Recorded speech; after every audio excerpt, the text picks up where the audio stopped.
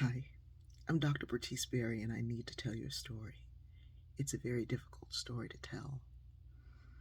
Um, when I was a kid growing up, my mother told me that one day justice would roll in like a mighty rushing wind and it was going to level the playing field.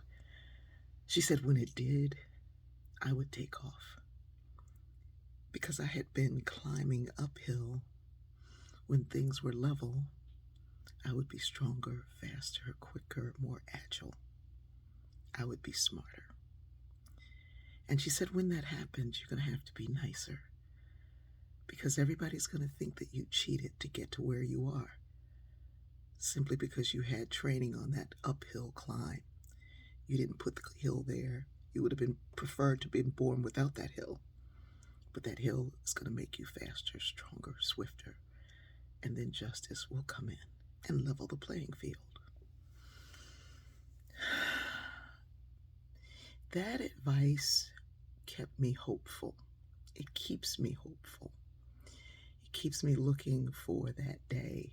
And I feel sometimes we get closer to it and then further back. This past week, there are a lot of videos going around of Black women who were wise enough to film the situations that they were in, being accused of stealing something, being accused of threatening someone or doing something to them, being accused by folks who could weaponize their frustration.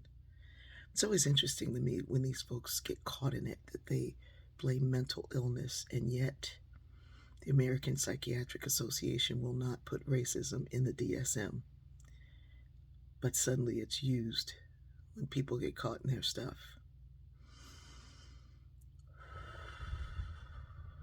I'm seeing lately also in a lot of diversity training that's going on a call for empathy for our Black and brown siblings. Empathy, I think you are mispronouncing adoration, awe, amazement, wonder, ovation. Because instead of feeling sad for me or trying to take the shoes of me, you should really say, how in the hell are you doing this? How in the world?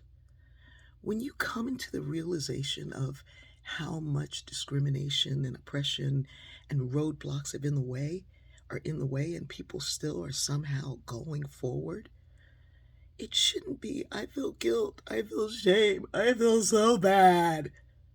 You should say, oh my God, teach me.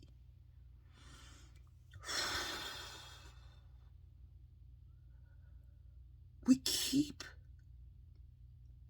doing this thing that makes the victims the perpetrators and the perpetrator the victim. And then even when we stop to say, let's try to set this thing straight, the response is some energy sucking guilt and shame. Every day,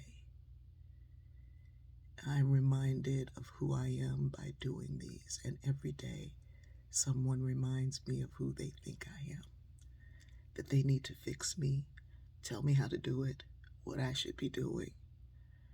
I don't see them getting up, doing nothing. All I'm doing is trying to put some love in the universe. And I see these things that are triggering beyond belief, and don't you dare send me a hug or hold me closer. I'm feeling for you. I don't want that. I want you to see the agility that it takes to be Black and brown in the world that we made. I want you to see the strength, the power, the might, the dignity and grace that my mother, who could only get credit from a liquor store, instilled in me. That in her lowest moment, She gave me more to be proud of than people would dare to give while taking my knowledge. It is time that you put down your guilt and shame, because it's just one more burden that you're asking a Black woman to carry. And we're not going to do it anymore. Feel what you need to feel, and then put it down. Stand next to me. March with me. Applaud me. Be proud of me. But don't you dare try to make me feel responsible for the bad feeling you have for treating me badly. I love you, and I know we're going to get there. I was sent to tell you that. Stand with me.